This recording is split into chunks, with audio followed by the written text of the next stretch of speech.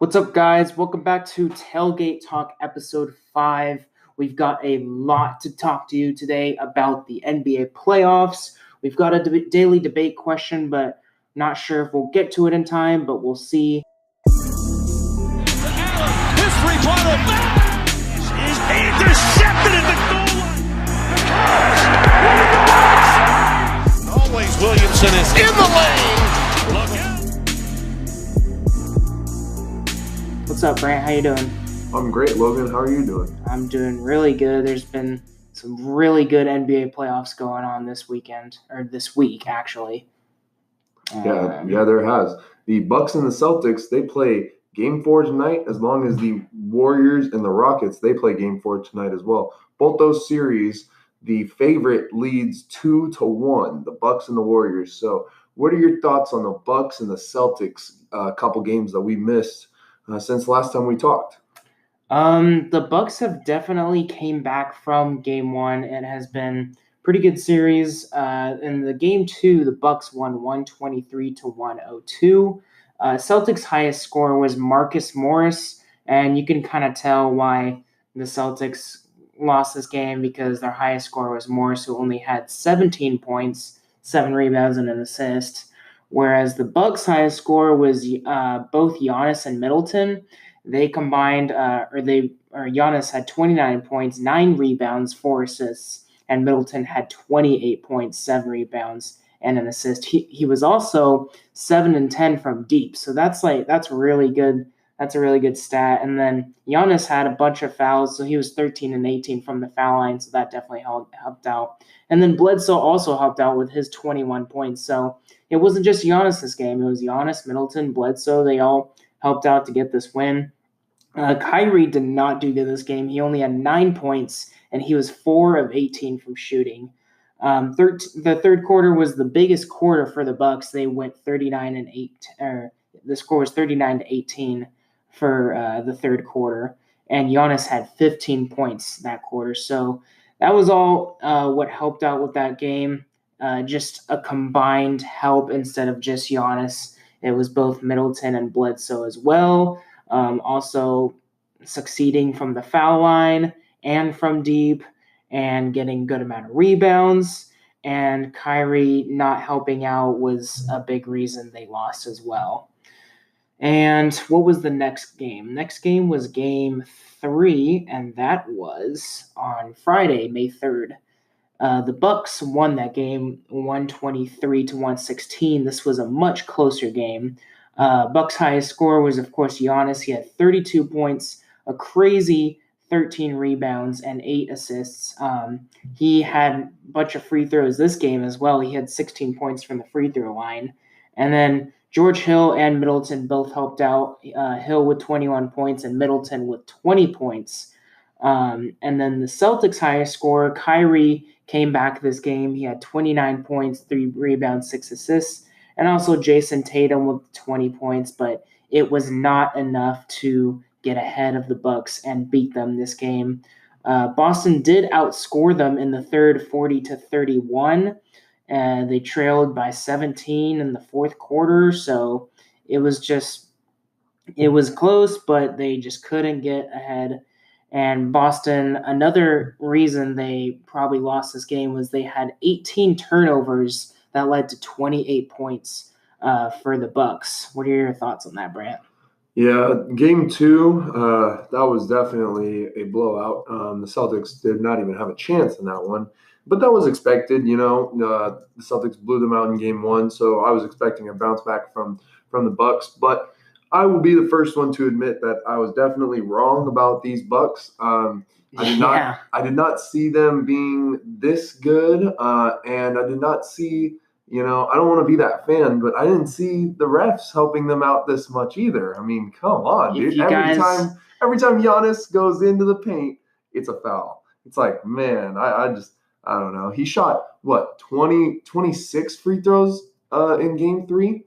At one point, he had more free throws than the entire Celtics team, and there was 6 straight trips down the court for the Bucks that ended in Giannis going to the free throw line. So, I mean, it was just, like Kyrie said after the game. Kyrie, he was talking about the refs, how they slow down the game, and that's a huge thing for this Celtics team is they play at the pace that they want to play at, and it's like Kyrie plays at a really really high pace, and so he just always wants to go in transition. And when Kyrie's hot, I don't think there's another player that's better than him. So he doesn't want to be sitting around, waiting at the free throw line. You know what I mean? And the Bucks are obviously fine with playing like that. They will live at the free throw line, and so they're a great free throw shooting team. So kudos to the Bucks, but the Celtics just have to do better at defending, especially Giannis. And just when they get into the paint, they need to not foul enough. And I mean, it's playoff basketball. I mean, these refs need to stop calling these touch fouls. You know what I mean? If you guys didn't listen to last week's episode, Brant was all in with the Celtics. He thought they were going to win it out in 5 games, and I was like, no, I still believe in the Bucks, man. I still think they got it. It's just one game. And then they'll come back on fire and ready to win. So that's what caught up with my fandom. That's what it's looking like right now. So yeah, that's definitely an interesting series. They're playing right now, and they're in Boston, so I could see the Celtics winning this game and tying it up. That definitely make it a more fun series to watch. So yeah, it's not over yet per se, but shoot, if the Celtics have one more bad game like they did in Game 3, where they just didn't even play any defense, and like you said, they turned the ball over 18 times. I mean, you're not going to beat the team that held the best record in the regular season when you turn the ball over 18 times. Yeah. And like you said, it led to 28 points for the Bucks. That is an insane amount. And the Bucks just capitalized on the Celtics' mistakes. So, the Bucks are doing all the right things, where the Celtics, they got to, I know I was complaining, but they got to stop complaining about the refs, and they just got to play basketball. Looks like they're winning right now, correct? Yeah, I think it was like 34-29 last time I checked. Okay, so still a close game, but if we can get this win tonight, that'll for sure help us. A lot. I think that could swing the tide in the series, but there's still, Milwaukee still holds the home court advantage after we lost it in losing Game 2. So yeah, and turnovers was a big deal because Game 3, Bucks only won by 7, so you just take away a few of those turnovers, and that's a few extra possessions. Might be tie game, go to overtime, or even just a win for the Celtics. So that was a major deal and something they got to fix this Game 4. Yep, I completely agree with that. So the other series, the Rockets and Warriors. That's a tough one. Mm-hmm. I'm still rooting for my Rockets, but same. I'm still thinking the Warriors are going to take it. The games we missed last week, so Game 2 for them was Tuesday, April 30th. The Warriors won this game. It was a very close one, 115-109. Warriors' highest scorer was KD with 29 points, 5 rebounds, 4 assists, and then Thompson and Curry also helped out a bit. Thompson had 21 points and Curry had 20. And then the Rockets' highest scorer was Harden, of course, and he had the same as Durant with 29, 6 rebounds, 4 assists, almost the same exact stats as KD, just 1 more rebound. And then he was the only one with a lot of points. Their second highest scorer was Chris Paul with 18, 7 rebounds and 6 assists, which is decent. That was the game he got poked in the eye, correct? Yeah, that was, and it was hilarious. His eyes were just like super red and watery, and he still went out there and got the highest amount of points from his team, which is crazy. Kudos to James Harden. I don't even know, like, his game. It's crazy because James Harden. It would be one thing for a player like Giannis to get poked in the eyes, because Giannis doesn't shoot a lot of threes. James Harden's whole game is predicated on his step back three. If his step back three isn't there, then the teams can just clog the paint and he can't do anything. So if he's not hitting his threes, we saw last year in Game 7 what was going on. He missed 17 threes just himself, and he was not getting anything in the paint either. So when you get poked in the eye like that, that's terrible because you can't even see. And he was holding his head, like the lights in the arena were affecting him. And so kudos to him because, that would just be horrible to go out there and play and still dropping 29 points on the defending world champs, the Warriors, and Kevin Durant, one of the best players in the NBA. Like, man, good job by James Harden. Well, it was funny, too, in Game 3, his eyes were still, red, which, shocked me. Because I was, 2-3 days later, and his eyes are still, messed up. He must have gotten hit pretty freaking hard, or he was just high. I don't even know. Yeah, they probably got him doped up on all these, medicine to numb him and stuff. I remember one time when I was working for Slack & Son, this construction company, and I got a wood chip in my eye, and it scratched one of my what was it? It was the cornea or something like that in your eye. And it was like the thin film over your eye. Ouch. Where in the very middle. And so I got a piece of wood chip in there, and I eventually had to wash it out, and my eyes were completely blurry. Like, I could not see my vision. It was crazy. And when I looked in the mirror, you could literally see a little small cut in my eye. Ouch. And so I had to go to the hospital and all that. Long story short, my eye ended up healing in 2 days. And I had perfect vision after that second day. And I was perfectly back to normal. So this just goes to show, if his eyes are still bloody and, red and you can see that he can't really see out of those eyes, it just goes to show how really messed up his eyes are. And eyes heal fast. So if his eye still isn't healing by this time, it's man, there might be some actual damage there. Yeah. And taking a fingernail to the eye, man, that is rough. That's difficult. And I think a big reason Golden State did win this game was they did improve their turnover rate, having only 12 turnovers after having 20 in their first game. That's definitely a really good improvement. Curry could have been better. He missed his first 4 3-pointers in the game, so that's kind of bad, but they still ended up on top. It was really close, though. It could have been much less close. So that was Game 2, and then Game 3 was, let's see, when was Game 3? It was Saturday, May 4th. Saturday. The Rockets won this game. I was stoked about that. Couldn't watch this game because I was at a hockey game, but the Rockets won 126-121 in overtime. Really enjoying seeing these close games. It's definitely making for an interesting series. The Rockets' highest scorer, Harden, came out with 41 points, 9 rebounds, 6 assists. And then Eric Gordon also balled out with 30 points. That was his playoff career high. He had 7 3-pointers, and that's pretty good. And then Warriors, KD just balled out with 46 points, 3 rebounds, 6 assists, but he was kind of the only one. Draymond Green had 19 points, 11 rebounds, and 10 assists, which is decent. Curry had 17 points. He was only 7 for 23 in shooting. Oh, that's pretty bad. Also, in overtime, he missed 2 layups. So that was 2. One of them was a dunk. Yeah. He got stuffed by the rim. Yeah, one of them. That was 2 crucial moments. Shout out to that rim. Yeah, 2 crucial moments that he could have helped them win this game, and he didn't. Just Kevin Durant just had no help. He had to go out there and pretty much do it himself. James Harden had a clutch 3 in overtime with 49 seconds left, so that definitely helped put them on top.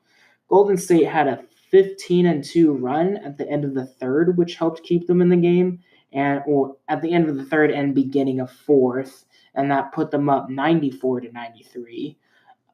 But the second quarter for Houston was amazing. They had 33 points. That definitely helped them stay in the game. And another key highlight was KD passed Dwayne Wade for 10th place on NBA's career playoff scoring list. So that was pretty crazy as well. But I just think overall, Rockets were just good overall. And Harden, it wasn't just him. It was Eric Gordon who helped him out. And the 7 3-pointers, that's just crazy. So I think that's all what helped them win this game. Yeah, I think Eric Gordon, like you said, was huge. His contribution has got to be there every single night if the Rockets want to win. It can't just be Chris Paul and James Harden. Yeah. Because those guys are going to produce every night. I mean, we know that. But Eric Gordon's got to step up. Austin Rivers has got to step up. Clint Capella has been doing his thing in the playoffs. He was playing great defense in Game 3. But again, he's got to step up. So the pressure is still on the Rockets, I think. Just because they won one game does not mean that they're going to win this series. I think the pressure has got to be on James Harden and the Rockets. And James Harden, he's just got to go out there and get 40 a game at least. He could definitely do it. Yeah. Oh yeah. And with his eye, if it's healing, that's great. He's just going to get better. And Chris Paul has been doing great too. He's very underrated this playoffs. So, I mean, the Rockets are in a good position right now. They're in the position that they want to be. After that first tough loss in Game 1, I totally could have saw them winning that game. As much as they lost that game. So this series could very well be Rockets winning 2-1 rather than the Warriors winning 2-1. But anything can happen. We'll see what happens in Game 4 tonight. But Houston has got to give it their all because KD and Steph Curry are not gonna lose 2 games in a row. I mean they're just they just won't do it, especially with how bad Curry played last game, and he just I don't know what that was. That was an anomaly by him. A lot of people will tell you, oh, Curry shies away from the big moments in the playoffs. His stats aren't that great in the playoffs compared to the regular season. But if you actually look at it, his stats in the playoffs aren't really like that much worse than the regular season. It's only about 2 points less per game. Plus, he's the one who really helps them win the finals. Exactly. I mean, people game plan for Steph Curry. Like basketball people that don't really understand basketball that will say like, oh, Curry's just bad in the playoffs. Like that's not true. People will literally draw up game plans just to try and stop Steph Curry. Yeah. They will spend hours just trying to stop Steph Curry. And when you have 5 guys on the basketball court always looking out for where you are and looking at you, of course they're going to play great defense on you. And it's the playoffs. It's just that the defense has gotten tough because you are able to scheme. You're going to play these guys 4 times at least. So you're able to scheme and constantly learn their tendencies and learn how to play against these guys. And granted, the Houston Rockets have actually played the Warriors a ton over the past 2 seasons. They played them 3 times this regular season. They played them 7 times in the playoffs last year, and then 3 times in the regular season last year as well. So that's 13 times just in the past 2 years, plus not counting this playoffs. So it seems like they've kind of got a grip on how to stop Curry. It's like it's familiarity, and now they just have to focus now on stopping KD. Exactly. That's easier said than done. I mean, Kevin Durant, like a lot of people. How do you stop Tom Brady? Yeah, exactly. I mean, dude, Kevin Durant is a walking bucket. That dude is a 7-foot man that will take you off the dribble, dunk on you, and still shoot a 3 in your face, like from 30 feet away. Yeah. So it's like he's got the complete package offensively, and it's really, really tough to stop him. And you can't stop him. I mean, you can only hope to contain him, and it's just tough because Harden is the same way. So that's why this series is so good, and that's why these teams are so good against each other, is because they are kind of very similar. Both have great point guards, both have great scorers, both have, great shooters. And it's just that the Warriors are a little bit better, a little bit deeper, and it's just been a great series so far. Like you said, all these playoff series are just, they're great. I mean, we haven't seen any sweeps yet in the second round. The other series are all tied up 2-2.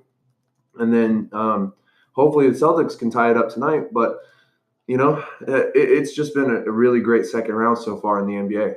Have you ever seen James Harden without a beard? I have not. You've never seen a picture? I don't think so. Bro, it's hilarious. I have a picture right here. Look. Oh my gosh. Okay, so for the people that are watching that on YouTube, we're gonna have to edit that in right there. But that is insane. It's just when was that taken, or is that edited? I don't know. I feel like this is when he was like a rookie or something. Oh my gosh, that's hilarious. It's like a night. Oh, this one's even funnier. He looks so young. James. No, what?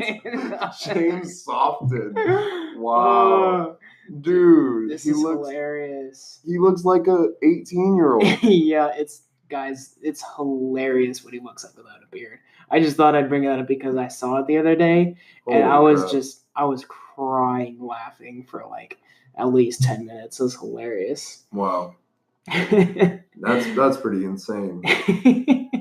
So you think the beard's got some magic in there or something? Yeah, it's a little bit like Samson in the Bible, you know, like his hair's got the magic, and if he shaves it, then he's gonna have no powers. You get like 10 points a game instead of 40. Yeah, exactly.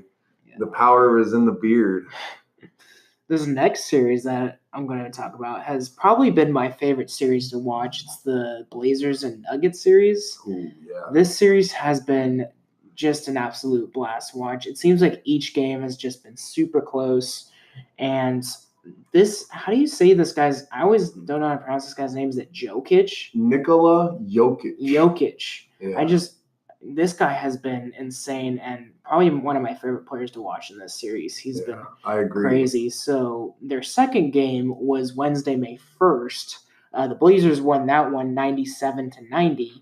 Their highest score was CJ McCollum with 20 points. Both Cantor and Hood had 15 points. And then Amanu, he was pretty good with 10 rebounds. So not a high-scoring game. It seemed like the defense is really what helped them out, only allowing 90 points to the Nuggets. The Nuggets' highest scorer was Jokic. Did I say that right? Yep. Jokic. He had 16 points, but he had 14 rebounds, which is crazy, and 7 assists. This was definitely a step down from Game 1. He scored 37 in Game 1, so he did decent, but he definitely could have done better. He only scored 6 points in the first half, which isn't that great, considering he pretty much plays the whole game. Lillard struggled to this game. He only had 14 points. He was 5-17 from the floor, and from the three-point range, he was only 1 for 7. So that's not very good. He's lucky their defense came out and helped them win this game. In the second quarter, this was the Nuggets' worst quarter ever at home in playoffs. The score was 50-35, and that's just not good at all for the second quarter. They lost Torrey Craig to a bloody nose. They said he had a nasal contusion, but he did come back in the second half.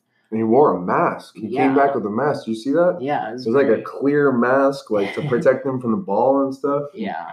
Nasal contusion. I've never had something like that, so I'm not sure how. I think he got x-rays and he ended up breaking cartilage in his nose. Oh, gosh. So, yeah. But he's still playing. He's crazy. Yeah.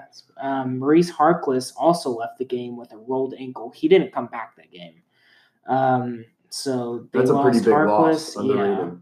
Yeah. And then the Nuggets, they missed their final 8 shots of the first half. That's not really good at all. And then their three-pointers were terrible as well. They missed 23 of 29 attempts. This just was not a great game for the Nuggets, and they definitely needed to step up from this game, and there's a lot of room for improvement. All I can say is the reason that the Blazers won this game was because the Nuggets just didn't come out, and with their shooting and stuff just wasn't that good. When was their game 3? That was, I believe, that was Friday, May 3rd. Yeah, Friday. The last game was last night. This one of the craziest games of the entire playoffs. This is the game that went to the entire season. Yeah, probably. Quadruple overtime. Probably everyone that watches basketball heard about this game. CJ McCollum balled out this game with 41 points. That was a career playoff high for him. He had 8 rebounds and 4 assists. And Lillard did much better this game. He had 28 points, 6 rebounds, and 8 assists. So that definitely helped them bring them on top. And then the Nuggets' highest score was Murray. and Jokic. They both did pretty great this game. Murray had 34 points. That was his career playoff high, 9 rebounds, 5 assists. Jokic had a triple-double with 33 points, 18 rebounds, and 14 assists. But he did miss a crucial three-pointer with 5.6 seconds left in the game. That definitely was needed. And then he also missed the three-pointer and a jump ball with 5.7 seconds left in the second overtime. So just a few really crucial moments he needed to come out on, and he didn't. He did do really good overall, but he needed to come out in these crucial moments and succeed. Will Barton also did decent with 22 points, 9 rebounds, and 3 assists. McCollum was definitely the key player for the Blazers with his 41 points. That definitely helped them come on top. Rodney Hood hits three-pointer with 18.6 seconds left in quadruple overtime. That's definitely a key point of the game. I think he only got like 19 points or something like that, but hitting that three-pointer with 18 seconds left was definitely one of the biggest moments of the game that helped them win. And then this was only the second quadruple overtime playoff game in NBA history. The first one was way back in 1953, was a game between the Celtics and the Syracuse Nationals. Holy crap. That's a long time ago. Yeah, so this hasn't happened in over 60 years. So that's pretty insane. This is definitely a game that's going to be talked about for a long time. Was wanting the Nuggets to come out on top, but it was still a fun game to watch. And this has just been one of my favorite series to watch overall in this playoffs. And they did have their fourth game yesterday, actually, on Sunday, May 5th. And the Nuggets won this game, thankfully, and made this series tied up and a little more interesting. They won 116 to 112, another really close game. Seems like every game they played had been really close. The Nuggets' highest scorer was Murray with 34 points, 5 rebounds, 4 assists. And he also was clutch at the free throw line. He was 11 for 11. That's really good. You know, he hasn't missed a free throw yet this entire series. You serious? Yeah, he's 18 of 18 dang. the entire series. That's insane. Yeah, he's a great player. Yeah. He's young, a great player. Yeah, Jokic came out again with his second straight triple-double and fourth of his playoff career. 21 points, 12 rebounds, 11 assists. They honestly just need this guy every game to just he's definitely the key player for every game in this series. So this is Jokic's first playoffs this year, correct? Yeah, I'm pretty sure. And he's already got 4 playoff triple doubles. Yeah. Man, that is crazy. How many players have gotten? He'll probably end up with 5. So how many players have gotten 5 triple doubles in their first playoff series? 0. I mean, first playoff year. I don't think anybody's ever done that. That is, I mean, Jokic is doing something that is really, really special. And like you said, I mean, he's balling, dude. Jokic is crazy. He'll do it all for you. He's a 7'1" big man. He's got a great long wingspan, and he's actually like a true big man. Like he's not one of these, shoot the three big men. You know, he'll get his back to the basket. He'll get you posted up, and he'll move you around because of how big he is. He's kind of like a baby Shaq almost. You know, Yeah. But he can pass.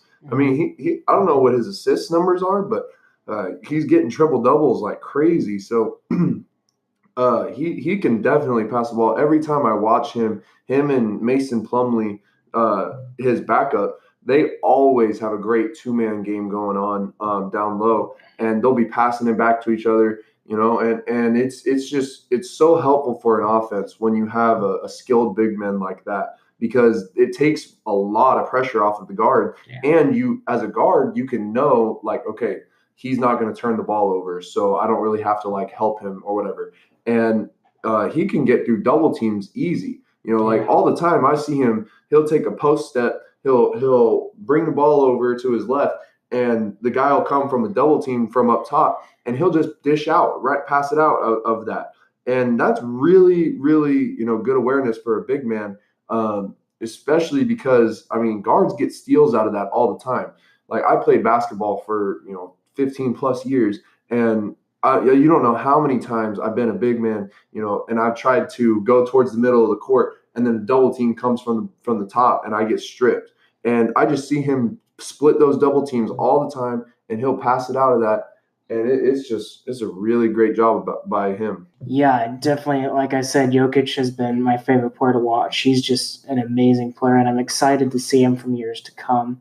Paul Millsap also helped them out with 21 points, 10 rebounds, and he was 7 for 8 from the free throw line, so that helped them out a lot. Yeah, that's sneaky because Paul Millsap is one of those guys that you will never hear of. Yeah. You know what I mean? Like, his name will never be in the headlines. Yeah. Unless he scores like 40 points in the game, but he's a great contributor. Most people probably didn't even know that he was on the Nuggets, but he's a great piece of that team. And you just watch out for these Nuggets, man. Like, they are going to be here for a very long time. Jokic and Murray, their two best players, are both under 25 years old. Yeah.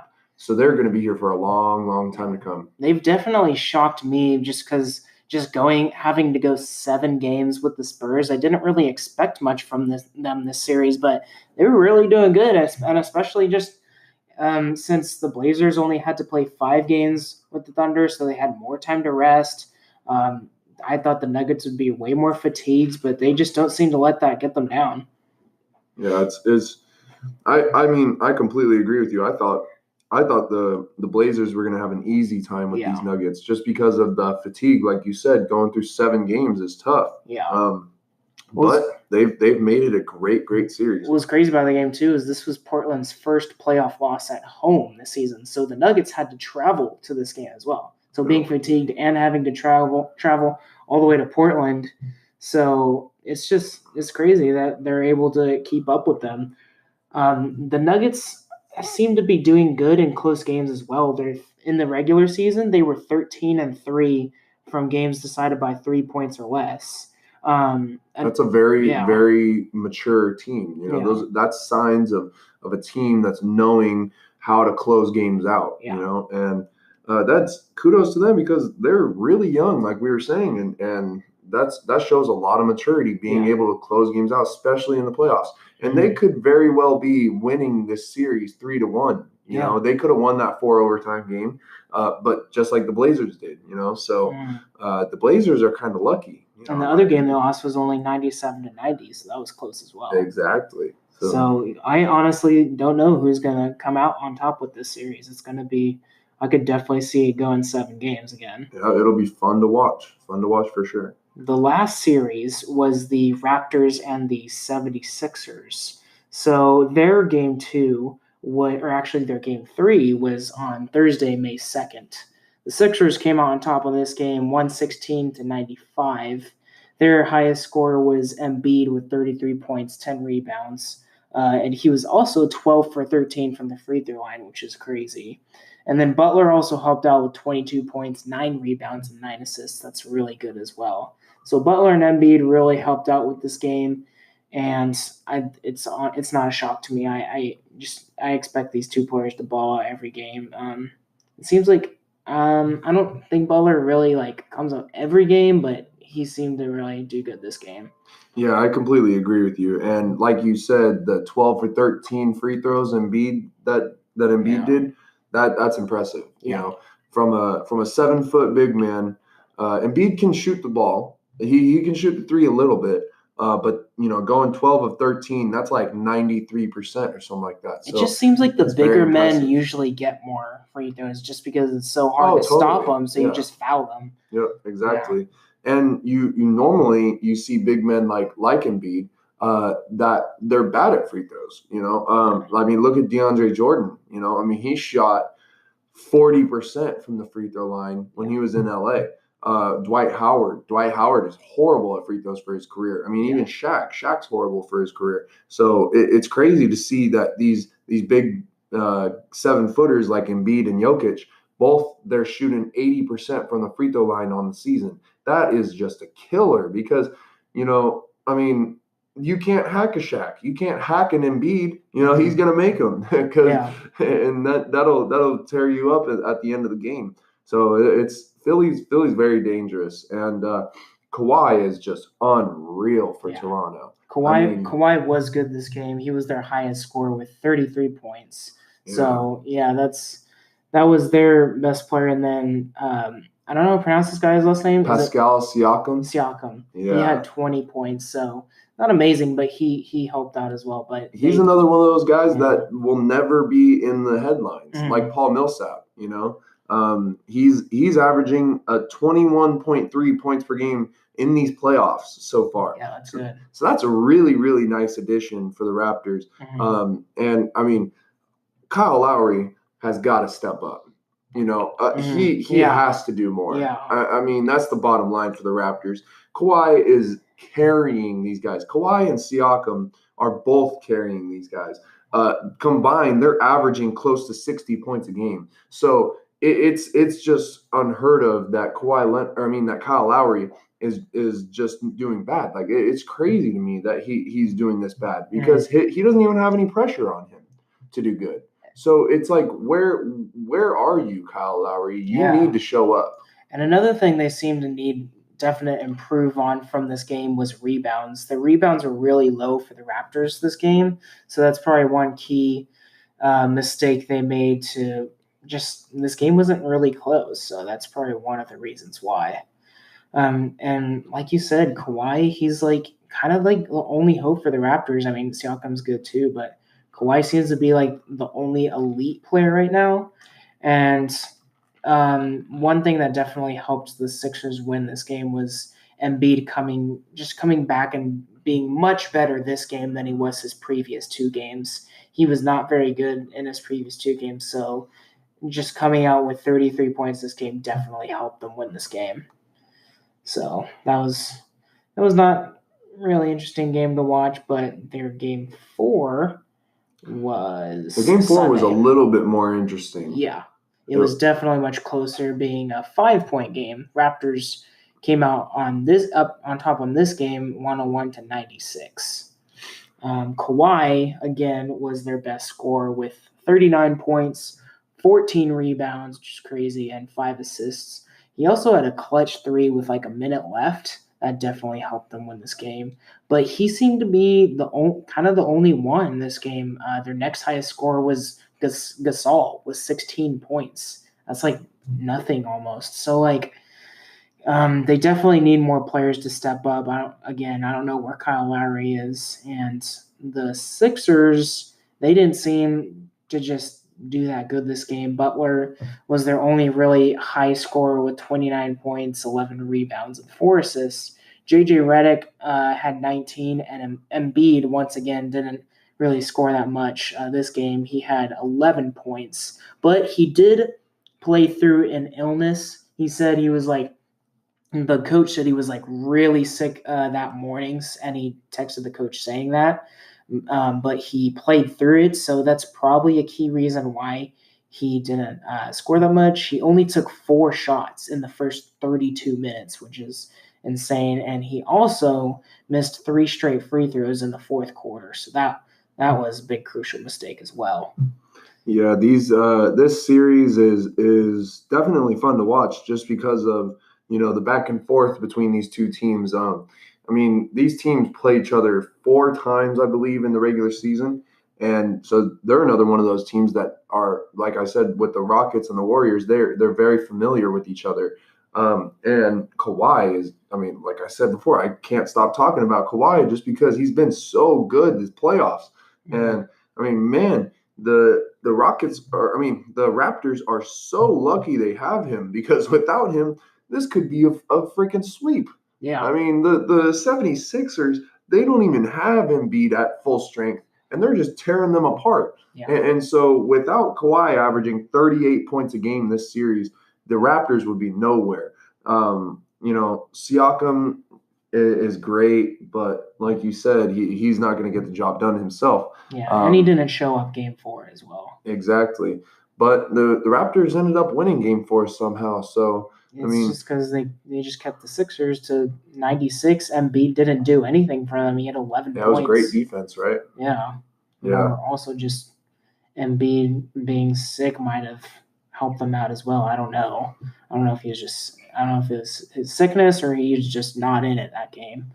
But the Raptors did come out hot in the second half. They had a 13-0 run in the third quarter, so that definitely helped bring them out on top. That's one thing about, basketball is a lot of people don't understand. Basketball is a game of runs, and it's really important to not allow other teams to go on runs. Yeah. Because if you get to a point where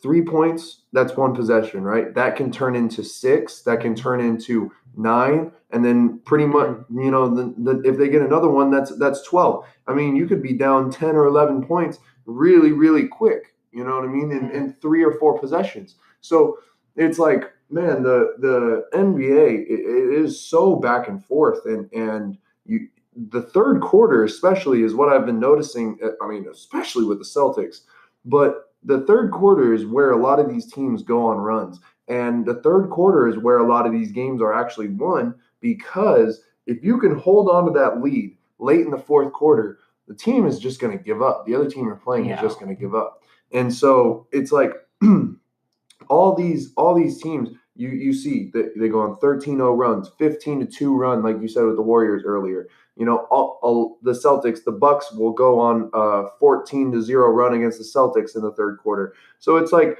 the third quarter is very, very crucial, because you can take advantage of these teams that are playing lackadaisical coming out of halftime, and it's just it's a huge advantage for the team that's going on a run. Yeah, and I feel like basketball is one of the biggest momentum games there is. Like, momentum plays a huge part in basketball. I feel like even over football and baseball. Because, like, in basketball, you're kind of playing the same players the whole game. Of course, they, go out on the bench or they get fouled out or whatever. But most of the game, you're kind of playing the same players. Whereas in football, you've got, the offense that comes out. And then when they don't have the ball, you have the defense that comes out. Yep. It's not just like Tom Brady's on the field for the entire game. You've got his defense as well. And then with baseball, it's kind of like it's just a rotation of pitchers. You've got a bunch of rotating players. Let's say 9 different batters. Let's say Justin Turner is on fire one game, but you only have to face him 4 or 5 times a game. And then you have to deal, and then he bats, and then you don't have to see him for 9 other at bats. Exactly. So it's just it's tough when a team gets momentum against you in basketball, because they are just firing away for the rest of the game, and it can get really hard to stop if you don't put it out quick. Exactly. And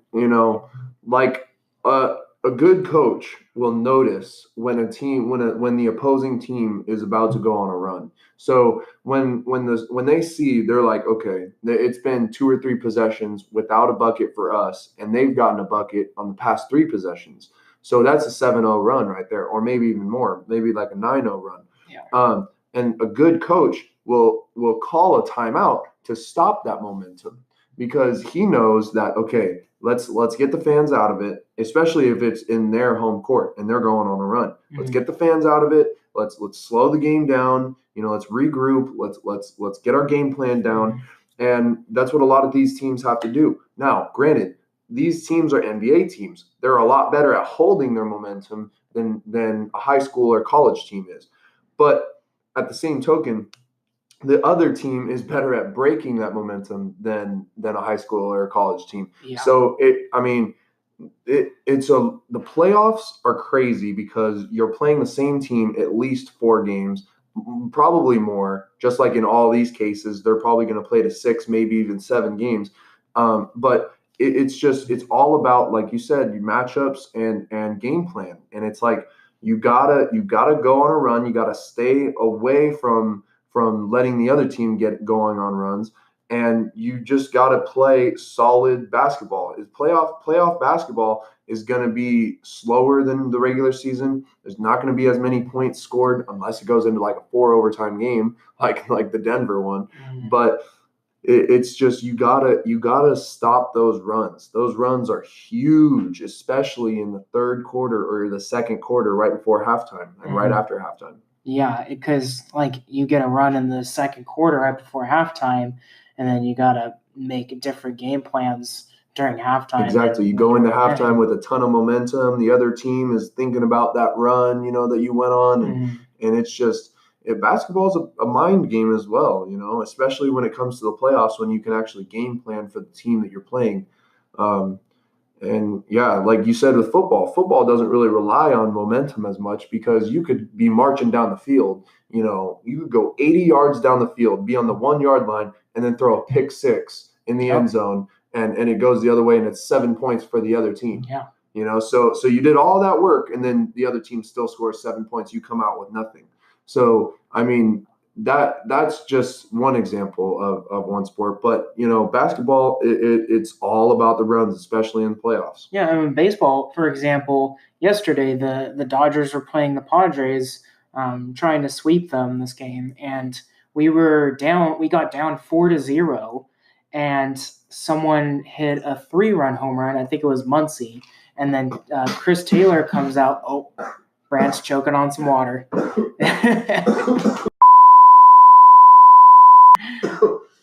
Okay. So baseball, Muncy hits a 3-run homer, makes it 4-3, and then Chris Taylor comes out, hits a 2-run homer, makes it 5-4. So the Dodgers have like some major momentum here, and then we just needed to stop them in the 9th inning. So Jansen comes out, and he hasn't been that great lately, and he allowed 3 straight singles to make it bases loaded with 0 outs, and they were only up by 1 run. So it was the bottom of the 9th, so Padres scored 2 runs, they win this game. But the 4th batter comes up, and he pops it up. That's 1 out. The next batter comes up, and I believe he popped it up as well. That's 2 outs. So Jansen only needed 1 more out, and what does he do? He allows a home run, and that was a grand slam for the Padres, and that just ended the game 8-5. So that's like momentum killer right there too. Yep, exactly. So, I don't think we'll have time to get with the daily debate. Are you fine with like a 48-minute episode? Yeah, I'm cool with that. We can just edit the. Well, you know what we could do for like when I was coughing, we could do like I could you could be like edit it to the point where you said, "Oh, Brant's coughing" or whatever, and then do like a stand by, like like the thing that has like the reels, you know what I'm talking about? Yeah. And then like it'll say stand by or whatever, and then like you just edit it to the point of where like we return or whatever. So that'll be like a funny little gag thing or whatever. But and then we can just do our outro right now. Yeah, let's just close out right now. So I think that's all we've got. This Bucks and Celtics game is actually still really close right now. The Bucks are up 57-55 with 9:16 left in the third. So this is definitely going to be an interesting one to see who wins. Yeah, hopefully the Celtics win. They can even up the series, but if they don't, I'm going to be a very, very sad podcaster next week, next time we talk to you guys. I feel like the Celtics could come out on top this game. We'll see. Yeah. Well, it seems like they've been doing pretty decent this game, and it's at home, so yeah. Go Celtics. My money's on the Celtics this game, but overall, I think the Bucks got it. So that's all we've got for you guys today. Brant, where can they find you? They can find me over at Smooth TV with 3 O's on Twitter, and they can go find me on Instagram at Brant_22. You can find me on Snapchat on the link in the YouTube, and yeah. You can find me at LoganT.Harris on Instagram. My Twitter is LoganHarris59 with an underscore at the end. And you could check out my YouTube. It's called Product Prodigy, where I do a bunch of cool tech reviews. So yeah, go check it out, subscribe, and hit that bell icon. And so yeah, have a good week, and we will see you next time. Peace. All right. Peace.